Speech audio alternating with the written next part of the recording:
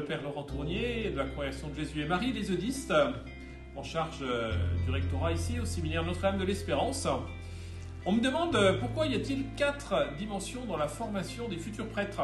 Eh bien, il suffit d'ouvrir la Bible, tout simplement, et d'entendre le Seigneur qui nous dit « Tu aimeras le Seigneur ton Dieu de toute ta force, de tout ton cœur, de tout ton esprit, de toute ton âme. » Ça fait 4. Voilà. Et bien c'est pour ça qu'il y a 4 dimensions, parce qu'il faut déjà être humain, c'est la force, structuré, tenir debout, être un homme qui est assis dans son corps, bien sûr, dans son histoire, dans des perspectives aussi de comprendre ce qu'est l'humain, le corps. Et puis tu aimeras le Seigneur ton Dieu aussi avec ton âme, bien sûr. C'est la dimension spirituelle de la formation. Vous n'imaginez pas un prêtre qui n'ait pas de relation intime avec le Christ, un prêtre qui cherche à mieux connaître le Christ pour mieux l'écouter et, espérons, mieux parler de lui. Et puis tu aimeras le Seigneur ton Dieu de toute ton intelligence.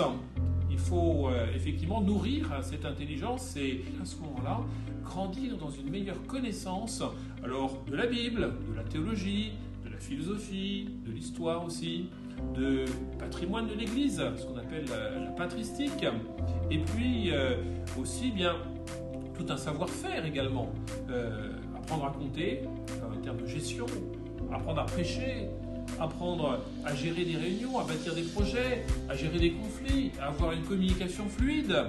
Mais ça ne suffit pas encore, il va falloir aimer le Seigneur de tout son cœur. Ça, c'est la dimension pastorale.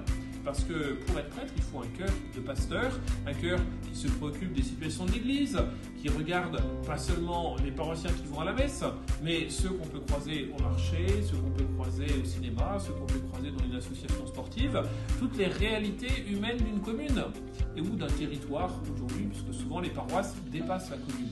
Eh bien, c'est ça la fibre pastorale, savoir associer pour que chaque membre qui sont au point de départ des habitants deviennent des paroissiens au sens où ils ont perçu qu'ils étaient membres du corps du Christ eux aussi.